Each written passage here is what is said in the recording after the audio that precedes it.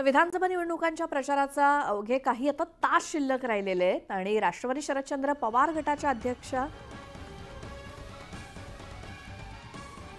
सुप्रिया सुळेंनी रविवारी संगमनेरमध्ये जाहीर सभेला संबोधित केलं आणि यावेळी बोलताना बाळासाहेबांना मोठ्या मताने विजयी करा, आपलं सरकार आलं की त्यांच्यावर मोठी जबाबदारी पडणार आहे असं सुप्रिया सुळेंनी म्हटलं।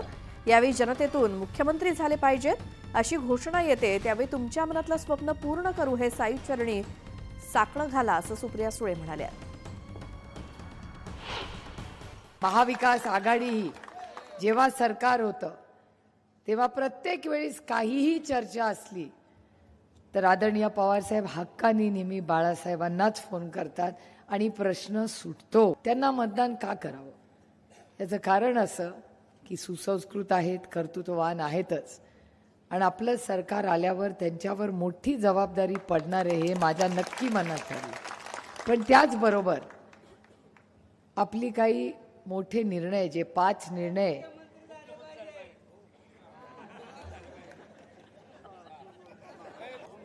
ओम साई तुम्ही आता तिकडे जाऊन ते साकडा घालता ना, ओ माझी तर इच्छा आहेच। अमोल कोल्हेंनी अजित पवारांवर पलटवार केला। 2019ला अमोल कोल्हे तुमच्या दारात तिकीट मागायला आले होते की अमोल कोल्हेंसाठी तुम्ही पायघड्या घालत आला होतात असा टोला कोल्हेंनी अजित पवारांना लगावला। तर याचा हिशोब आज बारामतीत होणार आणि इलाका तुमचा असणार मात्र धमाका आमचा होणार असा थेट इशारा कोल्हेंनी दिला। 2019ला आपल्या सत्सत विवेक बुद्धीला स्मरून सांगावं, अमोल कोल्हे तुमच्या दारात तिकीट मागायला आले होते की अमोल कोल्हेंना पायघड्या घालत तुम्ही मागे लागले होते याचं त्यांनी उत्तर द्यावं।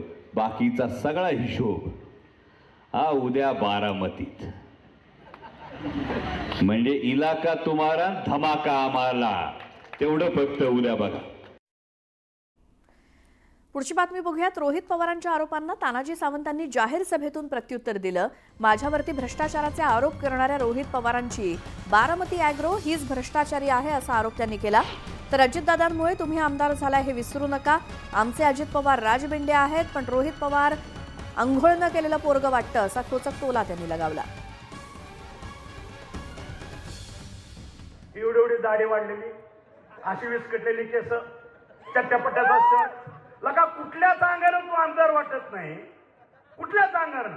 बारामतीचं ती काल आलेलं बा आमचा अजितदादा बघा ना, कायला कणकर निभार नेतृत्व दणकट, आणि तू सोन्याचा चमचा घेऊन जन्मलेला आहे बाळा। अजितदादामुळे तू कुठेतरी दिसतो।